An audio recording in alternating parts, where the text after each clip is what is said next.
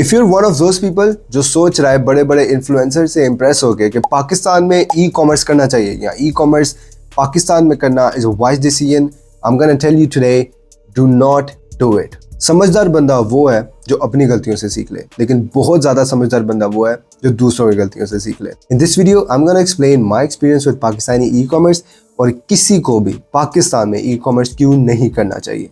Back in June 2021, around 4 years ago, मैंने वो काम किया जो मुझे सबने मना किया था करने से। मैंने पाकिस्तान में एक hair styling product brand for mens start किया। It was named as Tangent and still today on Instagram you can search it by the name of tangent.pk। उस टाइम पे पाकिस्तान में कुछ ज्यादा लोग ये कर नहीं थे रहे। पाकिस्तान में जो मेन स्ट्रीम कंपनीज थी जैसे गार्नियर या कैट्सबाय, वो प्रोडक्ट्स इंपोर्ट हो रहे थे और वो मोस्टली चीप हेयर प्रोडक्ट्स थे।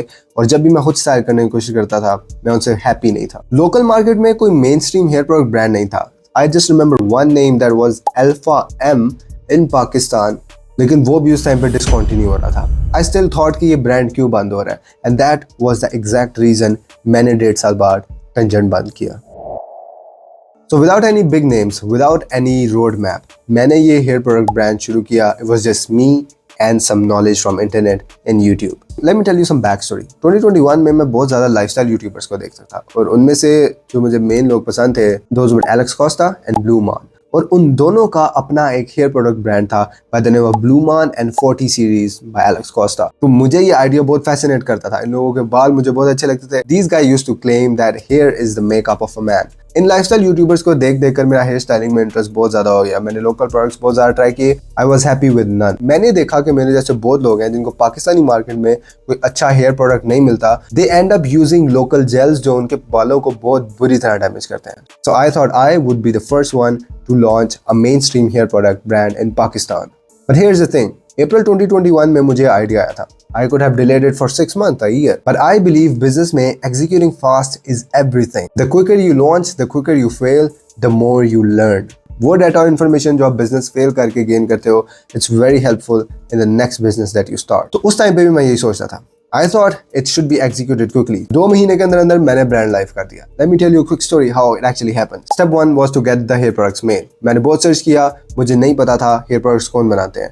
But after doing some research on YouTube and Google, मुझे पता चला कि हेयर प्रोडक्ट्स कॉस्मेटिक केमिस्ट बनाते हैं। अब इस तरह का एक कॉस्मेटिक केमिस्ट ढूंढना पाकिस्तान में प्रॉब्लम था। गूगल पे सर्च किया, 2021 में गूगल पे ऐसा कुछ नहीं था जो मुझे कोई कॉन्टैक्ट या डिटेल्स दे देता किसी कॉस्मेटिक केमिस्ट की पाकिस्तान में। I did a lot of research, nothing. One day I was just sitting और मेरे पास एक आइडिया आया कि मैं इसकी फॉर्मुलेशन करवाता हूँ प्रोडक्ट की और फिर इसको मैन्युफैक्चर कहीं और से करवा लूँगा। तो मैंने फ्रीलांसिंग वेबसाइट पे सर्च करना शुरू किया। I think it was Fiverr और उधर मुझे एक कॉस्मेटिक केमिस्ट मिला by the name of Kazim. Got his email, मैंने उसको ईमेल करके बताया कि मैं ऐसे हेयर प्रोडक्ट ब्रांड शुरू करना चाह रहा हूँ, can you do formulation for me, and he told me को मेरे लिए प्रोडक्ट भी बना सकता है।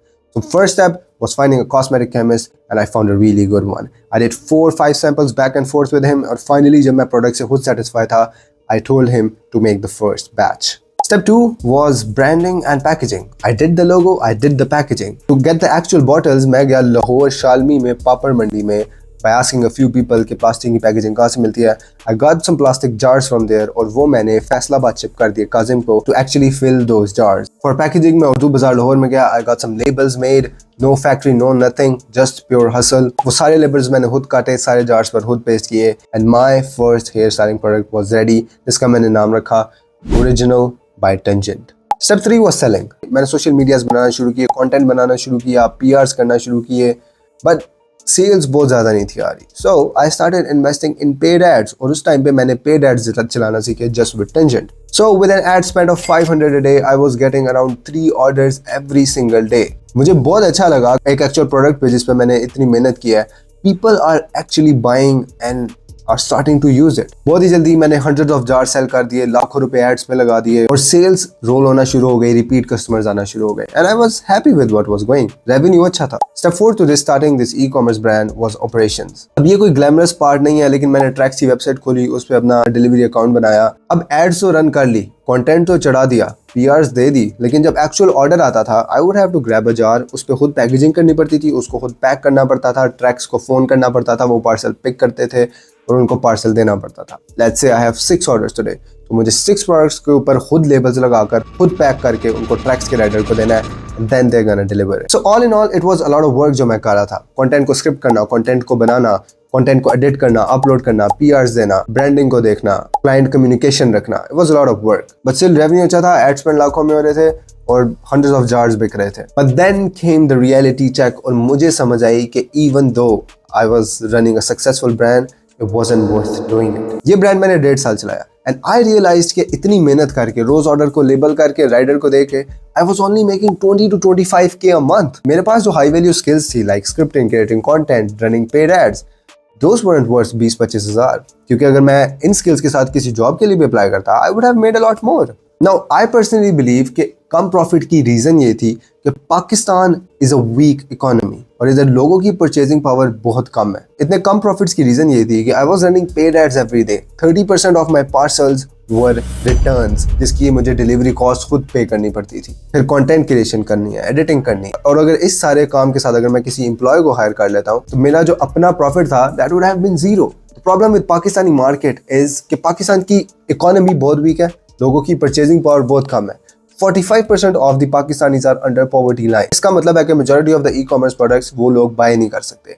बाकी जो लोग रह जाते हैं ज्यादातर उनमें ऑनलाइन शॉपिंग में बिलीव नहीं करते, क्योंकि ऑनलाइन शॉपिंग में स्कैम्स बहुत ज्यादा हैं. कंपनीज पैसे लेके गलत चीजें बेचती हैं, लो क्वालिटी चीजें बेचती हैं. So a lot of people specially your 40s और 50 they do not trust online shopping in any way. तो हम रह जाते हैं एक बहुत स्मॉल पॉपुलेशन के साथ, एक बहुत स्मॉल ऑडियंस के साथ who can actually buy stuff from your e-commerce store. I realized कि मैं पाकिस्तान में एक luxury hair product brand नहीं बना सकता while I'm struggling with these bills. So my biggest lesson with Tangent was starting this brand was good, क्योंकि मैंने इससे बहुत ज़्यादा स्किल सीखी. I understood marketing, I understood branding, I understood paid ads, I understood making content, I understood how to interact with influencers for PRs. लेकिन Pakistani economy में ये e-commerce आप difficult मोड पे खेल रहे हो. Now imagine if you're running an e-commerce brand either in USA or in Europe.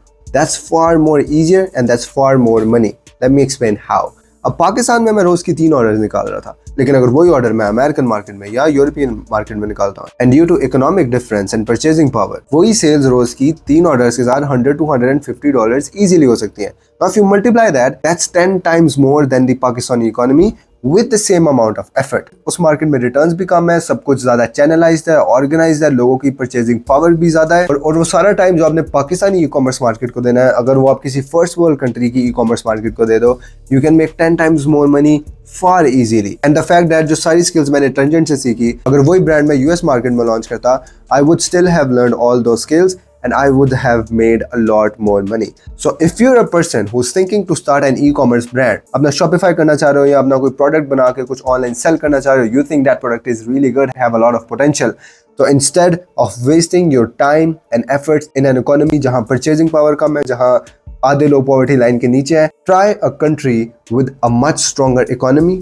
with a much stronger purchasing power, and you will make a lot more money. So if you found this information valuable, share it with a friend जो सोच रहा है कि अपना e-commerce brand शुरू करे, because sometimes the best business advice is what not to do. Stay wise, stay ambitious, and choose the right battlefield.